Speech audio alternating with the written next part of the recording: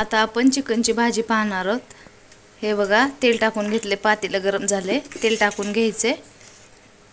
1 kilo चिकनची भाजी बनवायची आपल्याला। एवढं तेल टाकून घेतले बघा, 2-3 चमचे तेल टाकून घ्यायचं। तेल गरम झाले, आपण लसूण अद्रक पेस्ट टाकून घेणार आहेत।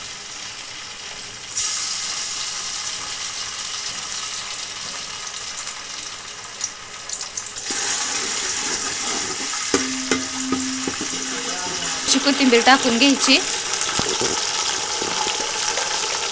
तेल आपलं चांगलं गरम झालेलं आहे बघा। थोडीशी वर हळद टाकून घ्यायची, कलर येतो भाजीला हळदीने।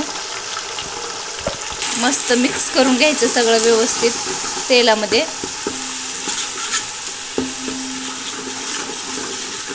हे बघा, आपण हे सुकं खोबरं असतं ना, ते सुकं खोबरं भाजून मिक्सरमध्ये वाटून घेतलेलं आहे।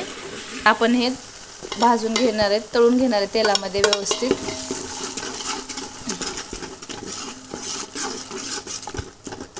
आपण अगोदर भाजून घेतलेला असल्यामुळे त्याला जास्त वेळ लागत नाही तळायला। आता आपण खोबरं पूर्ण भाजले बघा। आता आपण टोमॅटो टाकून घेणार आहेत। टोमॅटो बी मिक्सरमध्ये बारीक वाटून घेतलेले आहेत। तर पूर्ण मिक्स करायचं। टोमॅटो वाटून घेतल्यामुळं ना ते भाजीमध्ये चांगले मिक्स होतात। चिरल्याच्या नंतर ना ते व्यवस्थित मिक्स होत नाही, त्यासाठी वाटून घ्यायचे। आम्ही भाजीमध्ये कांदा वापरत नाहीत। हे आता मसाला पोडी टाकून घ्यायची, मटन मसाला। हे बघा, असं पूर्ण तेल सुटतं मसाल्याला। व्यवस्थित मसाला भाजून घ्यायचा। मसाला व्यवस्थित भाजल्याच्या नंतरच भाजी आपली टेस्टी बनते।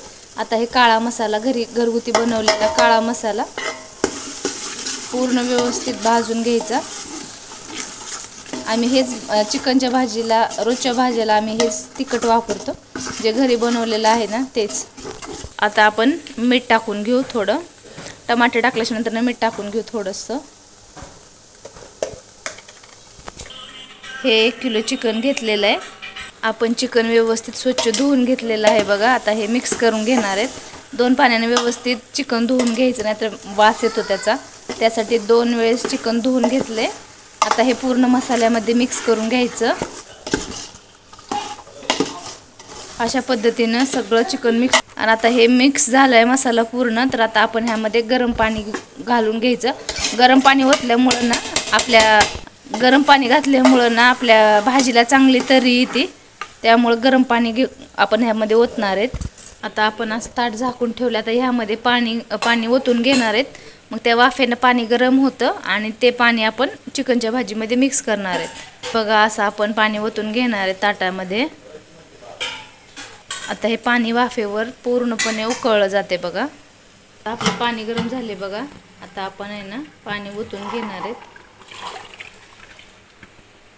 हे बघा, आता लवकर शिजते चिकन गरम पाणी घातल्याच्या नंतर ना। आणि आता आपल्या भाजीला तरी पण कशी येते बघा। आता आपल्या भाजीला अशी उकळी आली आहे बघा, कशी तरी आली गरम पाणी टाकल्याच्यामुळं। आता आपण ह्यामध्ये डाळीचं पीठ किंवा डाळव्याचं पीठ टाकून घेणार आहोत।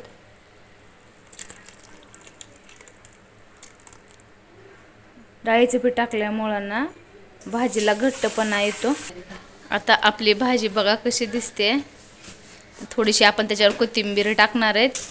मग आपली चिकनची भाजी तयार झालेली आहे, चिकन रस्सा। जर तुम्हाला माझा व्हिडिओ आवडल्यास लाईक करा, सबस्क्राईब करा आणि शेअर करा।